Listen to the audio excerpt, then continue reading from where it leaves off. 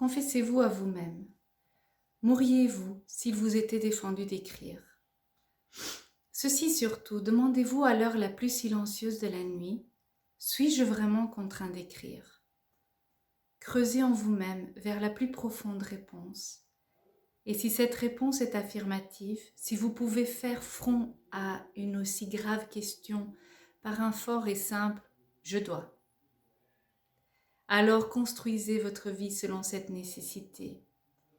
Votre vie, jusque dans son heure la plus indifférente, la plus vide, doit devenir signe et témoin d'une telle poussée. Fouillez les grands sujets pour ceux que votre quotidien vous offre. Dites vos tristesses et vos désirs, les pensées qui vous viennent, votre foi en la beauté.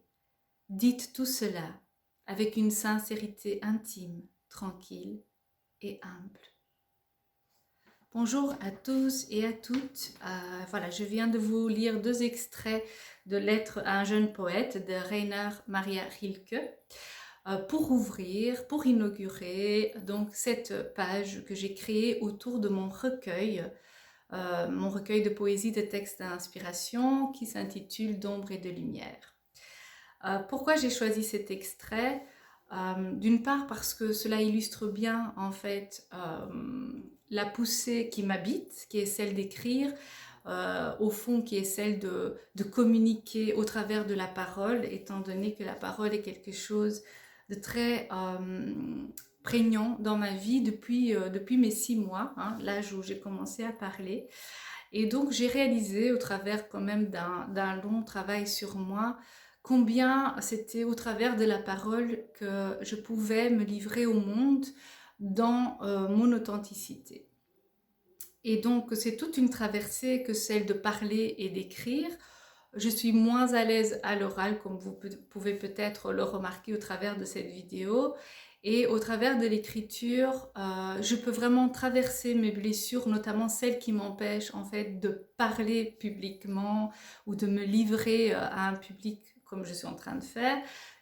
Eh bien, au travers de l'écriture, je peux me déshabiller de cette pudeur et je peux lever le voile sur mes blessures et partager vraiment de manière authentique et unique, je pense, puisque je pense que chaque écrivain, chaque écrivaine est caractérisé par son trait de plume particulier, voilà, que certaines aiment, d'autres n'aiment pas.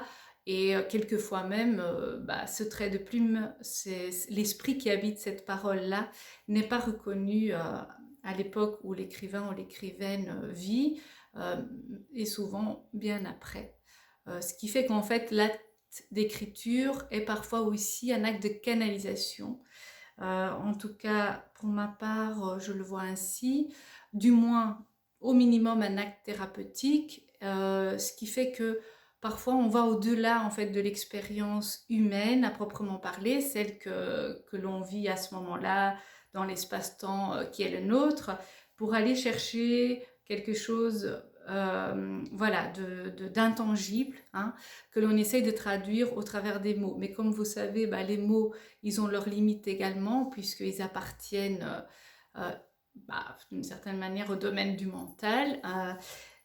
Mais l'acte d'écrire, il va au-delà en fait du domaine du mental, et donc c'est comme marier quelque part 2 dimensions, ce qui fait que parfois les propos ne sont pas audibles ou intelligibles pour une époque en particulier, et c'est seulement après, quand le niveau de conscience voilà, il s'est élevé, ou en tout cas il est à un autre stade, que certains écrivains, certaines écrivaines se font comprendre.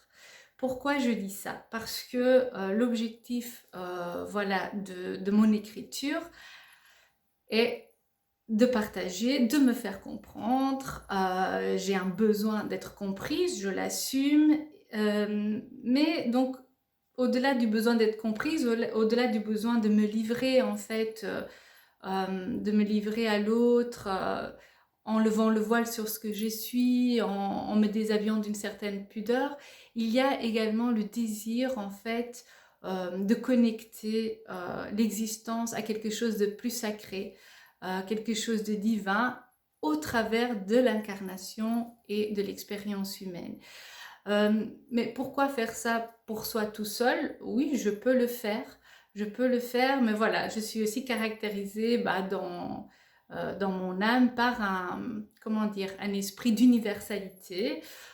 Et donc souvent, ce que je fais est aussi dans le but de servir l'autre, mais au travers de ce que je suis, de mon expérience et de ma traversée.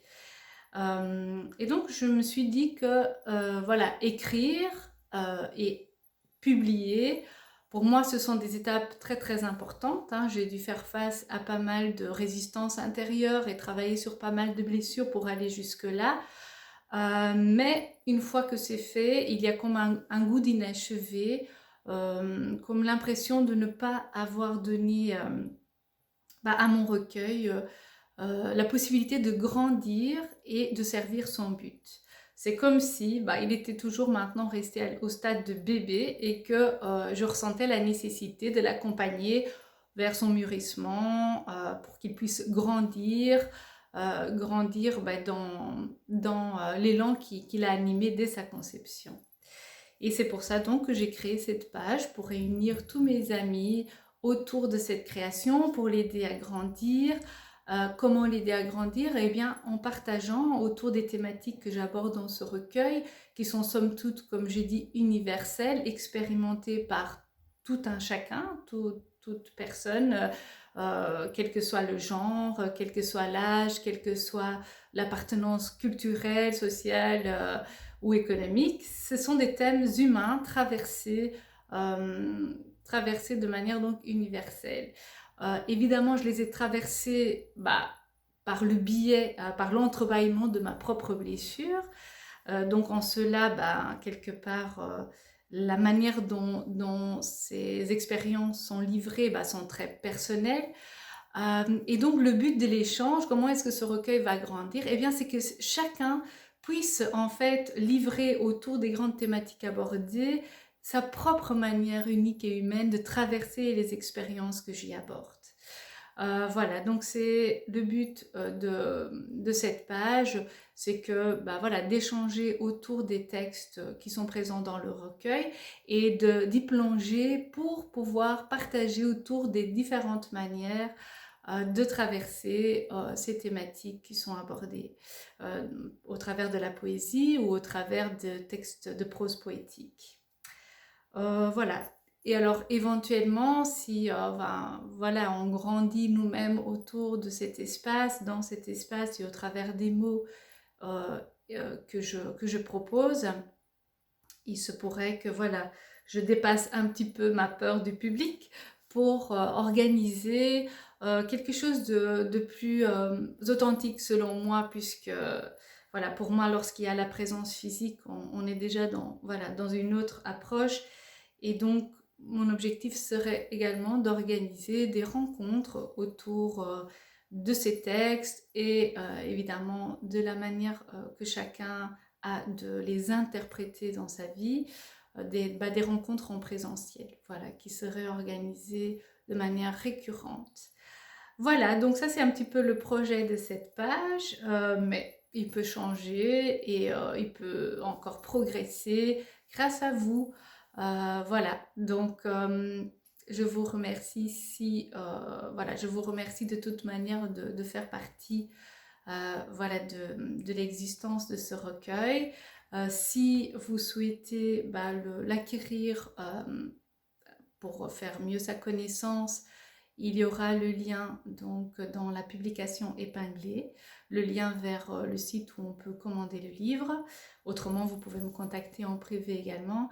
Et donc voilà, je nous souhaite à nous d'heureux, de profonds et d'authentiques échanges autour de ce mode, de ce mode merveilleux d'exister au monde qui est la poésie.